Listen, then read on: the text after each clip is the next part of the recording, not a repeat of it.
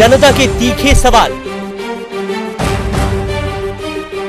जवाब है किसके पास?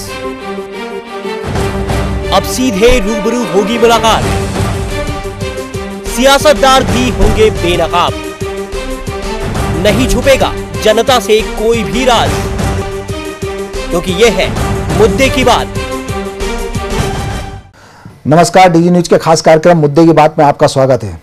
आज हमारे बीच खास मेहमान के रूप में उपस्थित हैं कल्पना पारुलकर जी। कल्पना पारुलकर एक वो नाम है जो अपने आप में एक सशक्त आंदोलन का माध्यम रखती है और मांदा रखती हैं।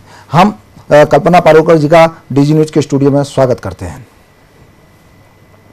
कल्पना जी, हम बात करें मध्य प्रदेश में, अगर आप बात शुरू करेंगे तो आपने कांग्रेस की एक सक्रिय राजनीति में भी भूमिका निभाई है और उसके बाद आप आम आदमी पार्टी की भी अब प्रमुख जिम्मेदारी हैं। और आप क्या स्थिति है मध्य प्रदेश में आम आदमी पार्टी की, किस तरीके से आम आदमी पार्टी अपना मूवमेंट जनता के लिए कर रहा है? देखिए, सवाल ये है, मध्य प्रदेश, हिंदुस्तान के अंदर दो ही बड़ी पार्टियां हैं, कांग्रेस और बीजेपी। हम लोग अभी भी कांग्रेस माइंडेड हैं क्योंकि कांग्रेस का बहुत बड़ा कंट्रीब्यूशन देश में रहा है। परंतु जिस ढंग से कांग्रेस बुरी नहीं है, कांग्रेस को चलाने वाले जो लोग हैं प्रदेश के अंदर, उन्होंने कांग्रेस का भंटा ढाल बिठा दिया है और ऐसे के अंदर मध्य प्रदेश नेता विहीन हो गया है। और ऐसे में एक आशा की किरण है आम आदमी पार्टी, क्योंकि भ्रष्टाचार के खिलाफ में अन्ना हजारे ने जो मूवमेंट दिल्ली में करा था और उसको केजरीवाल जी ने जिस ढंग से लेकर दिल्ली के अंदर जो सरकार स्थापित करी है, तो आम आदमी पार्टी से मध्य प्रदेश के जनता को बहुत आशाएं हैं। और मैं दावे के साथ कह सकती हूं, अभी तो 3 साल है चुनाव में, और मध्य प्रदेश में जो अगली गवर्नमेंट बनेगी वो अगर बीजेपी वर्सेस आम आदमी पार्टी में अगर इलेक्शन हो जाए तो आप आश्चर्य मत करिएगा। कल्पना जी, हम बात करें मध्य प्रदेश की, जहां आम आदमी पार्टी ने अपनी सशक्त मजबूती और दावेदारी से पेश की है। दिल्ली के बाद में मध्य प्रदेश जो है एक निशाना, जहां पे भारतीय जनता पार्टी को परास्त करने का आम आदमी पार्टी ने देखा है। मध्य प्रदेश की आज जो स्थिति है, शिक्षा को लेकर के हम बात करें, यहाँ व्यापम घोटाला होता है। मध्य प्रदेश सरकार के पूर्व मंत्री जेल जाते हैं, कई अफसर जेलों में होते हैं और मध्य प्रदेश सरकार कहती है कि हमने तो इसको उजागर करने का काम किया है। आपको क्या लगता है, व्यापम घोटाला क्या देश के युवाओं और प्रदेश के युवाओं के लिए एक सबक है या उनके साथ धोखा है? बहुत अच्छा सवाल आपने पूछा, पर थोड़ा सा पीछे जाना चाहूंगी कि व्यापम घोटाला 2000 से चालू हुआ है और 2000 में गवर्नमेंट माननीय दिग्विजय सिंह जी की थी। तो आज जो प्रतिपक्ष की पार्टी है वो कांग्रेस पार्टी है और कांग्रेस पार्टी को 10 साल तक जिस दिग्विजय सिंह जी ने चलाया वो खुद व्यापम में इन्वॉल्व है। मैं आपका ध्यान आकर्षित कराना चाहूंगी कि भोपाल के अंदर, भोपाल दक्षिण से जो कांग्रेस पार्टी का विधायक का उम्मीदवार था मिस्टर सक्सेना, वो आज भी जेल की सलाखों के पीछे व्यापम घोटाले में है। इसलिए कांग्रेस उस सक्सेना जी के पीठ के ऊपर अगर दिग्गजों को हाथ नहीं होता तो ये व्यापम घोटाला इतना आगे नहीं बढ़ता। उसी चीज को बढ़ाया दिग्विजय आपके शिवराज सिंह सरकार ने। तो व्यापम घोटाले में कांग्रेस के बड़े लीडर और शिवराज दोनों शामिल हैं और मर रहे हैं छोटे छोटे नुमाइंदे। तो यह मामला इतना गंभीर है, इसके लिए युवाओं को, जनता को अपने बच्चों के भविष्य के लिए, युवाओं को अपने भविष्य के लिए मैदान में आना पड़ेगा। और व्यापम घोटाला इतना घिनौना अपराध हुआ है कि जिसमें कांग्रेस बीजेपी दोनों दोषी है और कांग्रेस को जिस ढंग से व्यापम को उठाना चाहिए उस ढंग से कांग्रेस उठा नहीं पा रही है क्योंकि वो उसमें लिप्त है। मध्य प्रदेश सरकार ने रोजगार सृजित करने की एक दमदारी से बात कही थी और पिछले 12 साल शिवराज जी के हो गए हैं, उसके बाद में पिछले 3 टर्म्स जो हैं भारतीय जनता पार्टी के हो चुके हैं। क्या लग रहा है कि मध्य प्रदेश में रोजगार के अवसर बढ़े हैं, सृजित किए गए हैं, जिस तरह से भारतीय जनता पार्टी की केंद्र और राज्य सरकारें कह रही हैं? रोजगार के अवसर बढ़े नहीं है, रोजगार के इसमें घटे हैं। और अब आप इंदौर में मेरा इंटरव्यू ले रहे हैं, जाके यहाँ का दिग्गज है कैलाश विजयवर्गीय, और जिन्होंने निवेश के मामले में बहुत सारी मीटिंगें करवाई हैं और मीटिंगों में करोड़ों रुपया खर्च हुआ है, पर ना कोई फैक्ट्रियां लगी है, ना कोई कारखाने लगे हैं, ना रोजगार का कोई माध्यम इन्होंने क्रिएट करा है। तो रोजगार मिला कहां है? ये तो बेवकूफ बनाने के तरीके हैं जिसपे ना कांग्रेस मौन बैठी हुई है, कांग्रेस का प्रतिकार नहीं कर पा रही है और शिवराज मदमस्त होकर प्रदेश को चला रहे हैं। प्रदेश में पूंजी निवेश की बातें कही जा रही है कि हजारों करोड़ रुपए का जो पूंजी निवेश हो रहा है, विदेशों की कंपनियां मध्य प्रदेश के लिए आकर्षित हो रही हैं, तो जो वर्तमान में उद्योग हैं मध्य प्रदेश के वो भी काफी बंद होने के कगार पे हैं और कई बंद हो चुके हैं। ऐसी स्थिति में आपको क्या लग रहा है कि मध्य प्रदेश किस दिशा में जाएगा, किस दिशा में यहाँ के लोग जाएंगे? यही तो मैं आपसे कहना चाह रही हूं कि जब पिछली गवर्नमेंट में मैं खुद एमएलए थी और उस समय भी निवेश के ऊपर बहुत मीटिंग करी गई, करोड़ों रुपया खर्च करा गया, कोई जो कारखाने चलने की स्थिति में है। आज प्रीतमपुर की आप हालत देखिए, प्रीतमपुर में जिस ढंग से कारखाने लगे थे, क्या वो अभी अच्छी गति में चल रहे हैं? न लाइट की व्यवस्था है, न उनको पूरी सुविधाएं दी जा रही है, न पानी की व्यवस्था है। जो कारखाने चलने की स्थिति में वो भी बंद होने के कगार पे पड़े हुए हैं। तो मुझे समझ में नहीं आ रहा है, इसलिए तो मैं कह रही हूं आपसे कि मध्य प्रदेश नेता विहीन हो गया है।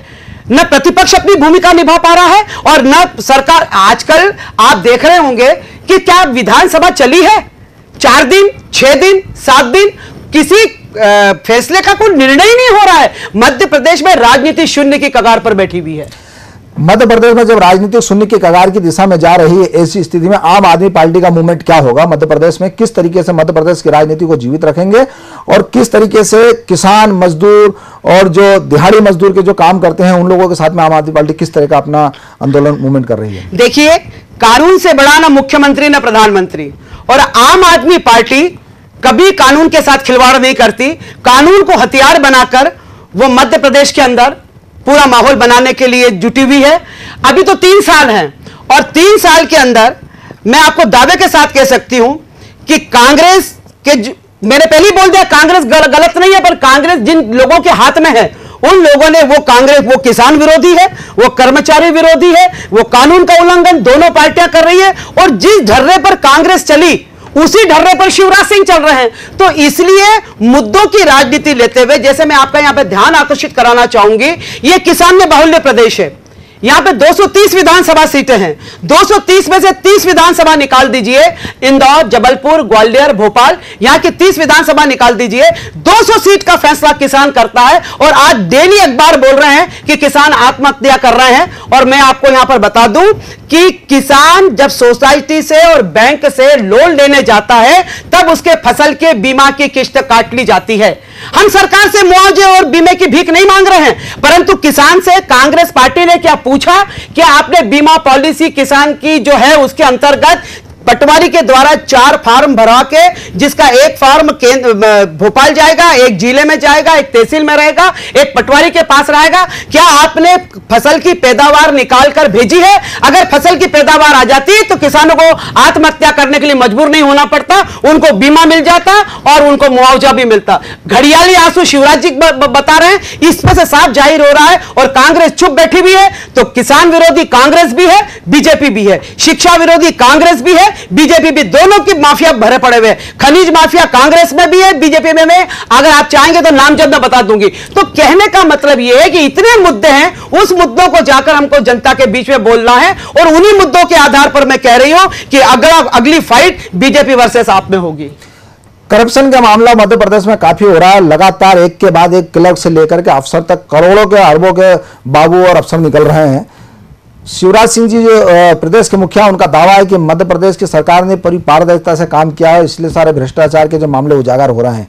कांग्रेस ने इसको उजागर नहीं किया, हमने उजागर किया है। आप मुझे बता दीजिए कि शिवराज जी ने कौन सा मामला उजागर करा है, जबकि आपको और ये कह रही कांग्रेस ने करा। हम कांग्रेस के पिछले टाइम में एमएलए थे, डंपर कांड मैंने उठवाया था और डंपर कांड के अंदर अभी भी शिवराज सिंह जी को क्लीन चिट नहीं मिली है।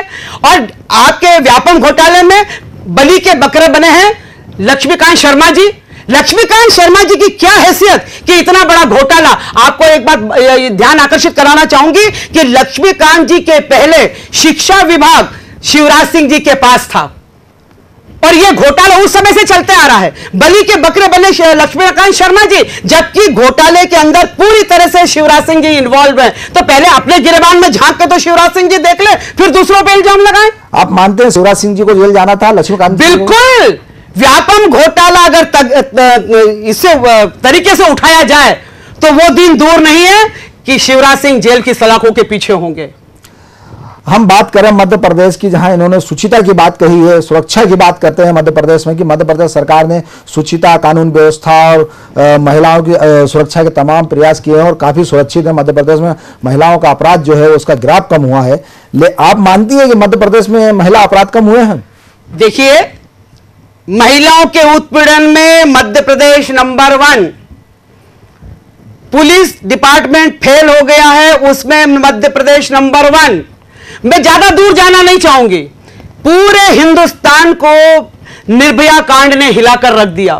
वही निर्भया कांड सरी का वाकया आपके इंदौर में हुआ है और आपका पुलिस प्रशासन मौन बैठा हुआ है। और एक प्रकार से पंकज सिंह भी, जो नाम मैं आपके सामने ले रही हूं, मुझसे ज्यादा आप जानते हैं, जो गुजराती स्कूल का डायरेक्टर है, वहां पर एक नाबालिग लड़की के साथ दुष्कर्म करने का प्रयास किया गया और कल्पित जो है उसके ऊपर एक्शन लेने के बजाय उस लड़की को कहा कि कल से स्कूल में पढ़ने मत आना।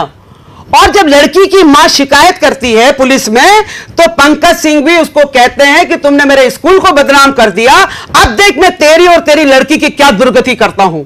और उस लड़की को आज 1.25 महीना हो गया, उसको स्कूल में बैठने नहीं दिया जा रहा है। लड़की के मां बाप को कंपेल कराया जा रहा है कि वो रिपोर्ट लिख के दे कि आइंदा ऐसा वाकया होगा नहीं। मेरी लड़की ने जो आत्महत्या करने की कोशिश करी अब नहीं करेगी। मतलब जब लड़की ने आत्महत्या की कोशिश ही नहीं करी है तो वो लिख के क्यों देगी? और कलेक्टर के आदेश को पंकज सिंह भी मानता नहीं है। ये पुलिस डिपार्टमेंट के ऊपर प्रश्नवाचक चिन्ह नहीं तो और क्या है? आप मानती हैं कि मध्य प्रदेश में नौकरशाह जो है वो राजनेताओं के दबाव में काम कर रहे हैं? बड़ा अच्छा क्वेश्चन पूछा आपने। नेताओं के दबाव में, इससे इंदौर से इससे बढ़िया उदाहरण आपको कहां मिलेगा? मैं नाम लेके उनका कद बढ़ाना नहीं चाहती हूं, पर आपका इंदौर पूरे मध्य प्रदेश में राज कर रहा है। यहां पर कांग्रेस बीजेपी एक दूसरे की गोद के अंदर बैठी हुई है और कितने बड़े बड़े घोटाले हुए हैं यहां पे। यहां का जो एक विख्यात नाम है, अरे खाओ, खूब खाओ, पूरा प्रदेश लूट लो, पर विधवाओं की पेंशन तो मत खाओ। उसके मामले में कांग्रेस ने क्या करा? आपको याद होगा, जब मैं विधायक थी तो मैं राजभवन में दरवाजे करके घुस गई थी अंदर और मुख्यमंत्री के चैंबर में घुस गई थी।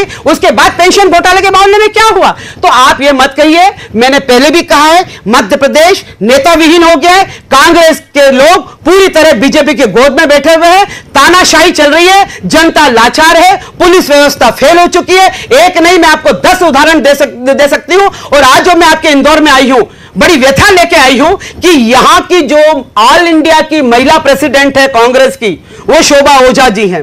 यहां पर नगर निगम की जो महापौर है वो महिला है। या सांसद की जो स्पीकर है सुमित्रा महाजन जी, वो महिला है। और उसके बाद हम सरी के लोगों को और वो महिला उत्पीड़न की जो अध्यक्षा है विजया पाठक जी सरी के लोगों को आकर इंदौर का मोर्चा संभालना पड़ता है। कि आप सोचते हैं कि निर्भया कांड जो दिल्ली में हुआ उसको पूरे मध्य हिंदुस्तान में हो जाए? अपराधी नेताओं के संरक्षण में घूम रहे हैं? बिल्कुल। आप ये मैंने उदाहरण किस बात के दिए? सारे दिग्गज आपके इंदौर में पड़े हुए हैं। क्या नाम लेके उनका कद बढ़ाऊं? पर उनके जब तक उनका संरक्षण नहीं होगा तब तक इनकी क्या औकात कि ये जनता के साथ जाति कर ले। पुलिस डिपार्टमेंट पंगु हो गया है और नेताओं के पांव के नीचे दबा पड़ा हुआ है। इससे बड़ा इल्जाम और क्या लगाऊं मैं? मध्य प्रदेश को लेकर के आपने काफी तीखी बातें कही हैं और जाहिर सी बात है कि इसका दर्द कहीं ना कहीं प्रदेश की जनता को भुगतना पड़ रहा है। लेकिन हम बात करें, अगर हम नेशनल की स्तर की, हम पूरे भारत की अगर बात करें तो सुरक्षा की दृष्टि से हमारा हिंदुस्तान आज की तारीख में किस स्थिति में खड़ा नजर आ रहा है? पठानकोट की हम घटना लें या सीमाओं पर गोलीबारी की घटना लें, हम किस दृष्टि में देख रहे हैं कि हमारा देश कितना सुरक्षित है? देखिए, जो पिछले 1.5 साल से जो एक हिंदुस्तान के अंदर वेव चली है, इससे कम्युनल फोर्सेस को बढ़ावा मिला है, सांप्रदायिक दंगे की स्थिति को बढ़ावा मिला है। और मैं आपको बता दूं, सुषमा स्वराज के बयान भी आपके सामने हैं कि जब तक शहीदों के सर कटे हुए नहीं आएंगे हम पाकिस्तान के साथ कोई संबंध नहीं रखेंगे। उसके बाद मोदी जी के शपथ समारोह के अंदर जिस ढंग से पाकिस्तान को इनवाइट करा गया, जिस ढंग से बॉर्डर के ऊपर जो हो रहा है, ये सब क्या है? ये मोदी जी को बहुत महंगा पड़ेगा। मोदी जी ने आज राष्ट्र को नेस्त नाबूद करने में कोई कसर नहीं छोड़ी है। और इसका परिणाम इतना खराब होगा। पठानकोट की आप घटना जो कह रहे हैं, शर्मनाक घटना है। जो बॉर्डर पे हो रहा है, यह शर्मनाक हो रहा है। इसके लिए पूरी तरह से भारतीय जनता पार्टी की मोदी सरकार इसकी गुनहगार है। चुनाव के पहले देश के प्रधानमंत्री अपना 56 इंच का ही सीना गिनाते फिरते थे, और वो 56 इंच का सीना उस समय भी लोगों को याद है जब उन्होंने एक अपने निजी चैनल के टीवी चैनल के इंटरव्यू में कहा था कि हमारे शहीदों के जो सिर कटे हैं, जो सैनिकों के सिर कटे हैं, उसके एक के बदले 5 लाएंगे। तो आज क्या स्थिति है? आज कितने सिर आ रहे हैं कि हमारे सैनिकों के सिर कट रहे हैं? जो भी मोदी जी ने वादे करे हैं, एक भी वादे में वो खरे नहीं उतरे हैं। जिस जनता ने उनको ताज पहनाया है, वही जनता उनको वापस सड़कों पर ले आएगी। परंतु वो सड़कों पर ले आएगी, उसमें तो अभी 4 साल हैं। इन 4 साल में मेरे हिंदुस्तान की क्या दुर्गति होगी? हे भगवान, इन दरिंदों से मेरे हिंदुस्तान को बचाएं, क्योंकि खुद तो फॉरेन दौरे पे हैं और इनके हरियाणा के मुख्यमंत्री कहते हैं 1 नहीं 5 बच्चे पैदा करो। साक्षी महाराज कहते हैं 1 नहीं 5 बच्चे पैदा करो। आजकल के जमाने में 21वीं सदी के में जाने के सपने को देखते हुए एक बच्चा पालना मुश्किल है। जीवान हलाने से क्या होता है? क्या ये जो बयान दिए गए हैं, क्या ये हिंदू मुस्लिम में नफरत की आग को पैदा नहीं कर रहे हैं? मोदी जी को बहुत बड़ी गलतफहमी हो गई है, क्योंकि पार्लियामेंट में भारतीय जनता पार्टी के तरफ से भी एक भी मुसलमान जीत के नहीं आया है। और मोदी जी को बहुत बड़ा गुमान हो गया है कि इस देश में चाहे कत्लेआम हो जाए, पर हिंदुओं का झंडा लहराना चाहिए। जबकि पूरे विश्व के अंदर अनेकता में एकता का अगर कोई उदाहरण दिया जाता है, जो वो हिंदुस्तान का दिया जाता है, जिसको कलंकित मोदी जी ने करा है। मुझे नहीं मालूम कि आने वाले 3 सालों में इस हिंदुस्तान की क्या और दुर्गति होगी। आप मानते हैं कि भारतीय जनता पार्टी आरएसएस के जो संगठन है उसकी दशा के निर्देश पर चलती है? आप मानती हैं साहब? आरएसएस अगर बीजेपी से हाथ हटा ले तो इनके 2 लोग भी जीत के नहीं आए, पर आरएसएस खुद गुमराह हो रही है। आप क्या सोचते हैं कि हम हिंदू नहीं है? परंतु जिस ढंग से आरएसएस काम कर रही है, वो पूरी तरह से देश के लिए घातक है। आज आपको एक छोटा सा उदाहरण मैं देना चाहूंगी। यह देश सबका है, मुसलमानों का है, ईसाइयों का है, सिखों का है, अनेकता में एकता वाला यह देश है। यहां पर अभी मिलादुन्नबी का त्योहार आया, आज तक कभी मुसलमान इतना इकट्ठा होकर मैदान के अंदर नहीं आया। यह क्यों आया? क्योंकि शौर्य दिवस मनाया गया, स्थापना दिवस आरएसएस से मनाया गया। हिंदुस्तान में रहना होगा तो वंदे मातरम कहना होगा। किसके बीच में आप नफरत की आग फैला रहे हो? क्या बादशाह जफर की कुर्बानी को भूल गए आप? बादशाह जफर की कुर्बानी में झांसी की रानी ने उनका नेतृत्व स्वीकार करा। क्या कैप्टन हमीद की कुर्बानी को आप भूल जाओगे? क्या अशफाक उल्लाह खां को फांसी के फंदे पे चढ़ाया गया इस देश की आजादी के लिए, उसकी कुर्बानी को भूल जाओगे? नालायक लोग मुसलमान में भी हैं और नालायक लोग हिंदुओं में भी हैं, परंतु उनको बढ़ावा देके ये जो आरएसएस काम कर रही है और जो उकसाने वाले नारे दे रही है, ये कतई गलत है। और ये अगले आने वाले चुनाव की तैयारी है, क्योंकि मोदी जी को एहसास हो गया है कि मुसलमान अगर हमको वोट नहीं भी करेगा तो भी हमें इनकी जरूरत नहीं है। यह नफरत की आग नहीं तो इससे बड़ा उदाहरण मैं आपको और क्या दूं?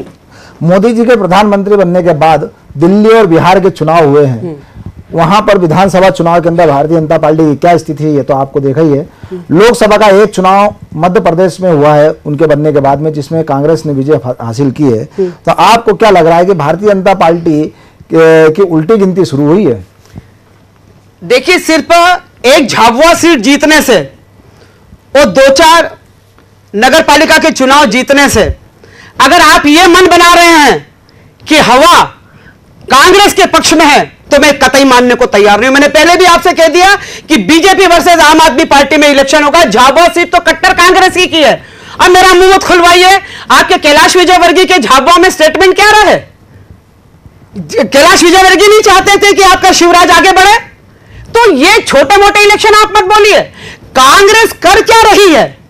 जो गलतियां शिवराज कर रहे थे वही गलतियां दिग्विजय सिंह ने करी, इसलिए 35 से 36वीं सीट पे आके अटक गए। चाहे दैनिक वेतन भोगी की लड़ाई हो, चाहे फसल बीमा की लड़ाई हो, कांग्रेस ने गले काटे, इसलिए कांग्रेस निपट गई और उसी पैटर्न के ऊपर आपकी बीजेपी चल रही है। तो आपका यह कहना कि कांग्रेस की हवा चल रही है, मैं कतई मानने को तैयार नहीं है। हां, पर जनता परिवर्तन चाहती है।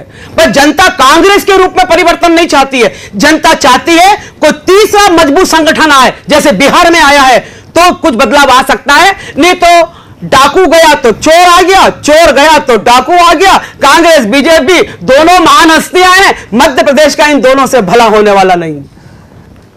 चोर गया डाकू आया, डाकू गया चोर आया, ये तो आपने एक उदाहरण दिया है। तो क्या माना जाए कि दिल्ली में भी चोर और डाकुओं की नूरा कुश्ती थी, जिसको बाहर करने के बाद में आम आदमी पार्टी में सामने आई? आपके चैनल बहुत बढ़िया प्रश्न पूछा है मियां। मैं आपको यह बताना चाहूंगी, यहां मुझे मीडिया से शिकायत है। मीडिया से शिकायत यह है, जरा दिल्ली जाकर आप देखिए, और जिन दिल्ली के मुसलमानों को सलाम, दिल्ली के हिंदुओं को सलाम, कि मुसलमानों कट्टर कांग्रेसी माने जाते हैं, हिंदू कट्टर बीजेपी माने जाते हैं, परंतु कांग्रेस को ऐसा तमाचा मारा है मुसलमानों ने कि खाता ही नहीं खुलने दिया, और बीजेपी के हिंदुओं ने ऐसा तमाचा मारा है कि अर्थी उठाने के लिए 4 लोग चाहिए, 3 लोग ही जीत पाए। तो मेरे कहने का मतलब यह कि जो मीडिया प्रसारित कर रहा है दिल्ली को, वो बिल्कुल गलत कर रहा है। क्योंकि बिजली का रेट अदा करना, पानी मुफ्त में मुहैया करवाना, अब आप कह रहे हैं कि पूरे दिल्ली को मुहैया नहीं कराया। अरे दिल्ली, पूरे दिल्ली में अगर नल लगे होंगे तो पूरे दिल्ली को फ्री पानी देंगे। आपकी गवर्नमेंट तो आपकी हो रही, कभी कांग्रेस की कभी बीजेपी की। आपने दिल्ली की जनता के घरों में नल ही नहीं लगाए, तो आपको सीएनजी गैस 50 रुपए की 30 रुपए एक झटके के अंदर आपकी आम आदमी पार्टी कर सकती है, तो कांग्रेस बीजेपी क्यों नहीं कर सकती? तो उन्होंने करके बताया, वो चीज आप नहीं छापते। परंतु कांग्रेस और बीजेपी दोनों मिलके मीडिया उनको साथ दे रहा है, और दिल्ली में सिर्फ अगर एक इंसान गलत है, वो है केजरीवाल। पर केजरीवाल अभी क्या काम कर रहे हैं ये कोई बताने के लिए तैयार नहीं। तो इसलिए मेरा आपसे यह कहना है कि सही बात आप ये छापिए, सही बात करिए कि दिल्ली की जनता को केजरीवाल जी। अब दूसरी बात, जो मुद्दे सामने आ रहे हैं, दिल्ली बड़ी विचित्र स्टेट है, जहां पर पुलिस केंद्र के अधीन, कई डिपार्टमेंट केंद्र के अधीन, अगर एक स्कूल खोलना है तो जमीन देगा केंद्र। अब जब केंद्र के अधीन है और मोदी जी पूरी तलवार भांजे बैठे हुए हैं कि उनका बस चले तो केजरीवाल को ही मार डालें, तो आप ये बताइए कि जो कानून केजरीवाल के हाथ में ही नहीं है, तो वो कैसे उसको इंप्लीमेंटेशन दे सकते हैं? वहां पर केंद्र को पूरी ताकत के साथ केजरीवाल जी का साथ देना चाहिए, फिर आप देखो कि जनता कैसे निर्णय करती है। आप ये मानती हैं कि दिल्ली में जिस तरह से एक परिवर्तन सामने आया है, मध्य प्रदेश में भी ऐसे सामाजिक आंदोलन को लेकर ये पूरा परिदृश्य बदलेगा? सामाजिक आंदोलन बदल सकता है 100%। क्योंकि मैं आपको एक बात बता दूं कि दिल्ली के अंदर 18 साल के बच्चों की जो उम्र घटाकर 16 साल करी गई कि अगर उसने जघन्य अपराध किया है तो उसको सजा मिलनी चाहिए। यह किसी राजनीति पार्टी ने नहीं करा है, यह किसी नेता ने नहीं करा है। ऐसे लोग मैदान में आए जो कभी पॉलिटिशियन नहीं रहे, उन जनता ने मजबूर कर दिया संसद को बिल पास करने के लिए। तो साहब, मैं तो बहुत आशावादी हूं और हम लोग कभी भी निगेटिव सोचते नहीं है। मेरा यह कहना है बदलाव आएगा और बदलाव लाएगा मेरा देश का युवा लाएगा, देश की महिलाएं लाएगी और देश की जनता लाएगी। शिक्षा के क्षेत्र में काफी पिछड़े हुए हैं, तो युवाओं को किस तरह से आप एक जागरूक होकर आगे आ सकते हैं? शिक्षा की आपने बात करी, 8वीं बोर्ड खत्म, 5वीं बोर्ड खत्म। अब आप जाइए किसकी सरकार में? शिवराज की सरकार में। ड्रेसेस, जो उनको ड्रेस दी जाती है उसमें करप्शन, साइकिल दी जाती है उसमें करप्शन, खाना दिया जाता है उसमें करप्शन। अब एक घटना हो तो सुनाऊं। और 5वीं बोर्ड और 8वीं बोर्ड तो को खत्म करके चलिए मेरे साथ गांव में, शहर से निकलकर एक दौरा अपन गांव में लगाएं, और गांव का अगर 5वीं पास बच्चा और 8वीं पास बच्चा अनार का आ लिख दे, मैं राजनीति से ये कर लूंगी कि 50% बच्चे को अनार का आ लिखते हैं। हमें तो बंधुआ मजदूर चाहिए जो हमारी हां में हां मिलाए। तो आप कौन सी शिक्षा की बात मुझसे कर रहे हैं? आपने कांग्रेस के विधायक रहते हुए विधानसभा में जबरदस्त मुद्दे उठाए प्रदेश की जनता के लिए। उसमें एक पेंशन घोटाला, जो इंदौर का बहुचर्चित पेंशन घोटाला भी था। हाँ। आपको क्या लगता है कि उसमें बराबर न्याय हो गया? देखिए, सत्य कभी पराजित नहीं होता, परेशान जरूर होता है।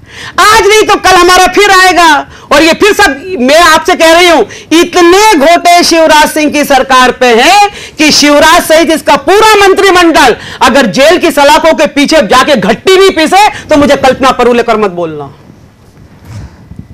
आप थे कल्पना परूलेकर, जो मध्य प्रदेश में एक दबंग लीडर के रूप में अपने आप को स्थापित रखे हुए हैं। मजदूरों की बात हो, महिलाओं की बात हो या फिर देश की शिक्षा प्रणाली की को लेकर बात हो, सब मामलों के अंदर आगे रहती हैं। कांग्रेस हो या भारतीय जनता पार्टी हो, कटघरे में किसी को खड़ा करना हो तो वो कल्पना परूलेकर का एक नाम सामने आता है। ऐसी दिग्गज नेता जो आम आदमी पार्टी की कमान उन्होंने मध्य प्रदेश में संभाली है, तो आशा करते हैं कि दिल्ली की तरह मध्य प्रदेश में भी सत्ता परिवर्तन आम आदमी पार्टी की तरह होगा, ऐसा कल्पना जी मानती हैं। और हम उनको शुभकामनाएं देते हैं कि आपकी ये जो सोच है, आपका जो विचार है, उसमें आप खरे उतरें और आपकी पार्टी को ताकत मिले। आप हमारे स्टूडियो में आई, आपका बहुत बहुत धन्यवाद।